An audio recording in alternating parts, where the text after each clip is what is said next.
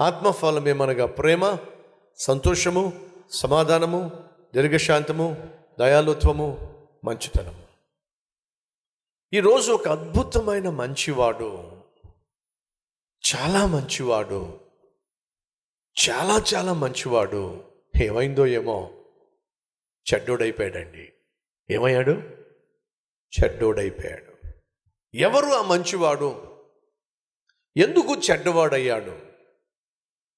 అంత మంచివాడు ఎందుకు ఇంత చెడ్డవాడయ్యాడు? కారణాలు ఏమిటి? మనలో కొంతమంది మంచివాళ్ళు ఉన్నారు, మీరు చాలా మంచివాళ్ళు, కానీ ఎందుకు కొన్ని సందర్భాల్లో చెడ్డ పనులు చేస్తారు. మీరు చాలా మంచివాళ్ళు, కానీ ఎందుకో సడన్గా చేయకూడని పనులు చేస్తారు. మీరు చాలా మంచివాళ్ళు, కానీ ఎందుకో సడన్గా మాట్లాడకూడని మాటలు మాట్లాడతారు. మీరు చాలా మంచివాళ్ళు, ఎందుకో సడన్గా కళ్ళను పాడు చేసుకుంటారు, నోరు పాడు చేసుకుంటారు, తలంపులు పాడు చేసుకుంటారు, జీవితాన్ని పాడు చేసుకుంటారు, క్యారెక్టర్ని పాడు చేసుకుంటారు, సత్సంబంధాలు పాడు చేసుకుంటారు, సమాధానాన్ని పాడు చేసుకుంటారు, మనుషులతో ఉన్నటువంటి బంధాలను, బాంధవ్యాలను పాడు చేసుకుంటారు. అలా ఎందుకు చేసుకుంటాం మనం? దానికి కారణాలు ఏమిటి? బైబిల్లో ఒక చాలా మంచివాడు ఎందుకో చెడ్డవాడయ్యాడు. ఎవరతను?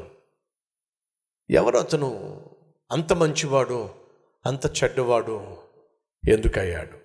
యేసుక్రీస్తు ఈ లోకానికి వచ్చాడు, రక్షకుడిగా వచ్చాడు. ఆయన ప్రపంచాన్ని పరిపాలించిన దేవుడు.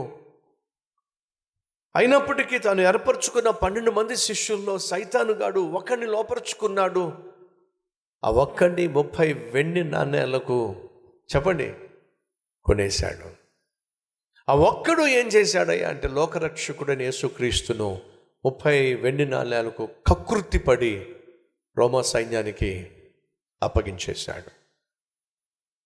అనగా బయటికి మనిషి ఎంత చక్కగా కనిపిస్తున్నా, ఎంత మంచివాడిగా కనిపిస్తున్నా, ఎంత అద్భుతమైన ఆత్మీయుడిగా కనిపిస్తున్నా, లోపల ఆ మనిషిలో ఉన్నటువంటి క్రూరత్వము, లోపల ఆ మనిషిలో ఉన్నటువంటి పాపిష్టి తత్వము ఆ మనిషిని ఏమైనా చేయిస్తుంది.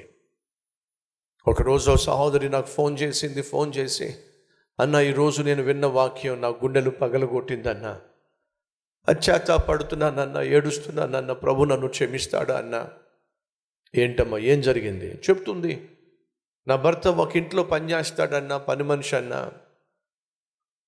చాలా కష్టపడి పనిచేస్తాడన్న. అదే సమయంలో మాకు ఒక సమస్య వచ్చి పడింది. ఆ సమస్య తీరాలంటే ఒక 50,000 రూపాయలు కావాలన్నా, ఎక్కడ మాకు పుట్టలేదన్నా. నా భర్త వెళ్ళి తన యజమానిని అడిగాడన్నా, 50,000 రూపాయలు అప్పిస్తారయ్యా అని చెప్పంటే, రూపాయికు 2 రూపాయలకు వడ్డీకి ఆ యజమాని సరే తీసుకెళ్ళని చెప్పి 50,000 రూపాయలు ఇచ్చాడన్న. అది వడ్డీ పెరుగుకుంటూ 2 లక్షలు అయిపోయిందన్న. ఆ అప్పు తీర్చమని చెప్పి ఇచ్చిన యజమాని ఏమో తొందర చేస్తున్నాడు, నా భర్త దగ్గరేమో అంత సొమ్ము లేదన్న. అయ్యా ఇస్తానయ్యా అని చెప్పంటే యజమాని ఖచ్చితంగా చెప్పేశాడన్న, నువ్వు ఇస్తావా లేకపోతే నేను తీసుకెళ్ళి పోలీస్ స్టేషన్లో పెట్టమంటావా? నా భర్త నిస్సహాయునిగా మిగిలిపోయినప్పుడు ఆ యజమాని చెప్పింది ఏమిటంటే, ఒకవేళ నువ్వు డబ్బులు తీసుకురా లేకపోతే నీ భార్యను తీసుకురా అన్నాడన్న. నా భర్త ఏం చేయాలో అర్థం కాక అదే విషయం వచ్చి నా దగ్గర చెప్పి ప్రతి రాత్రి నన్ను తీసుకెళ్ళి తన యజమాని దగ్గర పడుకోబెడతాడన్న. ప్రతి రాత్రి వెళ్ళి ఆ యజమాని దగ్గరికి వెళ్ళి వస్తున్నానన్న. ఈరోజు మీరు వాక్యం మాట్లాడుతూ భర్త ఉన్నప్పటికీ పరాయి పురుషునితోనూ ఇష్టం వచ్చినట్టుగా జీవిస్తున్నావు, పరాయి పురుషునితోనూ పడుకుంటున్నావు, వ్యభిచారం చేస్తున్నావు, దేవుడు చూస్తున్నాడు, ఖచ్చితంగా శిక్షిస్తాడు అన్న వాక్యం విన్నప్పుడు నా గుండె పగిలిపోయింది. నన్ను ఏం చేయమంటారన్న? అప్పు తీసుకున్నటువంటి దానిని బట్టి ఆఖరికి భర్త చేసింది ఏమిటయ్యా అంటే, కష్టపడో మరొకటి చేసో అప్పు తీసుకోవాలి, కానీ తన భార్యనే పనంగా పెట్టడం ఏమిటండి? ఏమిటిది? దౌర్భాగ్యం.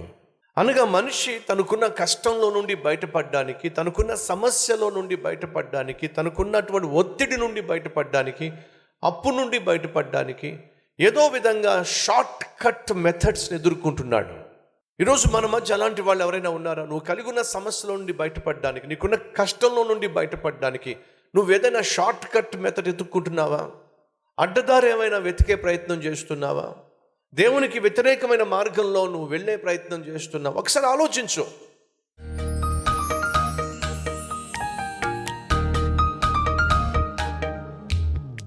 పరిశుద్ధుడు అయిన తండ్రి, ఆపత్కాలమున నాకు మొరపెట్టు, నేను నీకు ఉత్తరం ఇస్తానని చెప్పావు.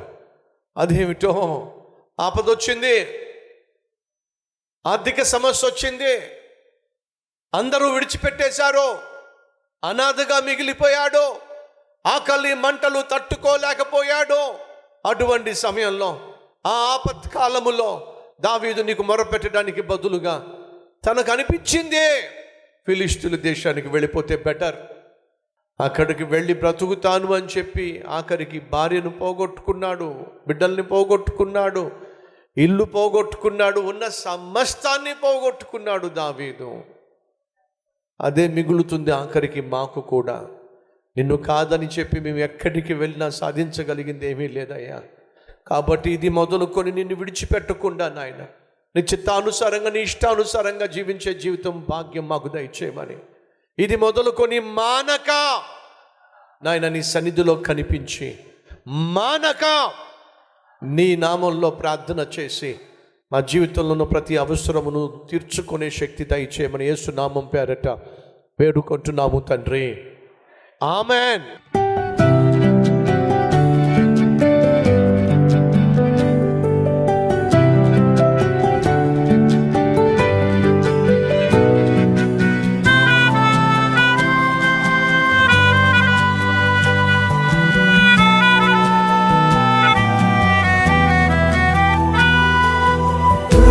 సందేశం మీకు ఆశీర్వాదకరంగా ఉంటే లైక్ చేయండి, అలాగే సబ్స్క్రైబ్ చేయండి. అంతేకాకుండా కామెంట్ పెట్టండి, 10 మందికి షేర్ చేయమని మనవి చేస్తూ రేపు మళ్ళీ కలుసుకుందాం.